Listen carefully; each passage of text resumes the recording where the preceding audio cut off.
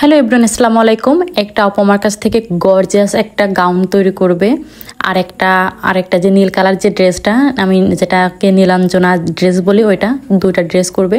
তো আপুকে আমি যেটা গর্জিয়াস গাউন করবে তার জন্য গর্জিয়াস কাপড় দেখাচ্ছিলাম গাউনের জন্য।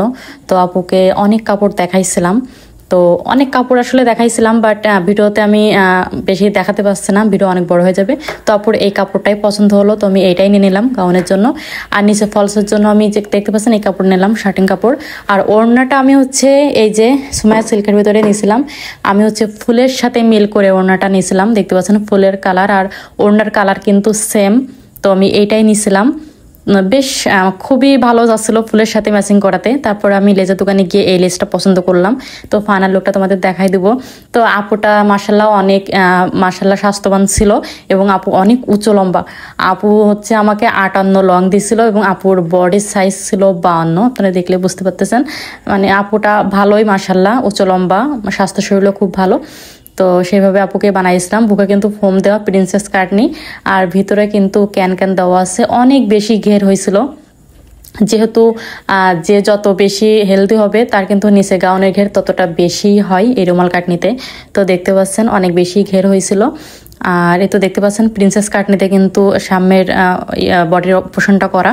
আর যেহেতু গর্জিয়াস গাউন, যেহেতু ফোলানো ভাব হবে, তো আমি ক্যান ক্যান তো দিবই। তো নিচে 3 থাক করে কিন্তু ক্যান ক্যান দেওয়া দেখতে পাচ্ছেন, যার কারণে কিন্তু অনেক ফিলাপি ভাব আছে। আর পরলেটা অনেক সুন্দর ফুলে থাকবে। আর ওড়নাটা এই যে আমার লেস লাগানো হয়ে গেল, তো দুই সাইডে কিন্তু এই লেসটা আমি করে দিয়েছিলাম, পাথরের লেস দেখতে পাচ্ছেন। এই কাপড়টা অনেক সুন্দর। এই কাপড়টা আমাদের যশোর জেলাতে সুমায়া সিল্ক বলে। এই কাপড়টা ওড়নার জন্য এতটা সুন্দর লাগে, দেখেন কতটা গ্লেজি মানে কাপড়টা।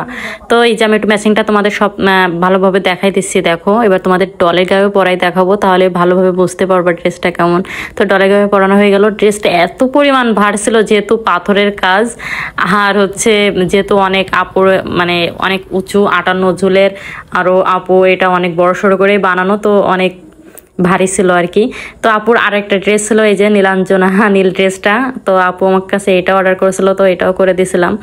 তো আপু আমার কাছে মাপ দিছিল, গাউনের মাপ, বলছিল আপু আপনি নীল কালারটা আমার মাপ করে সেভাবে বানাই দিয়েন বুঝে শুনে। তো আমি সেভাবে করে দিয়েছিলাম।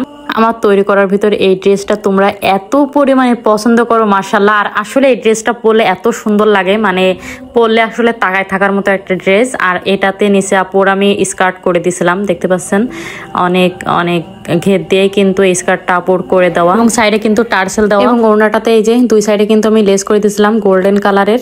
আর এটা কিন্তু পাথরের লেস। তো আপুরা আজকের এই দুইটা ড্রেস তোমাদের কাছে কেমন লাগলো অবশ্যই কিন্তু কমেন্টস করে জানাবা।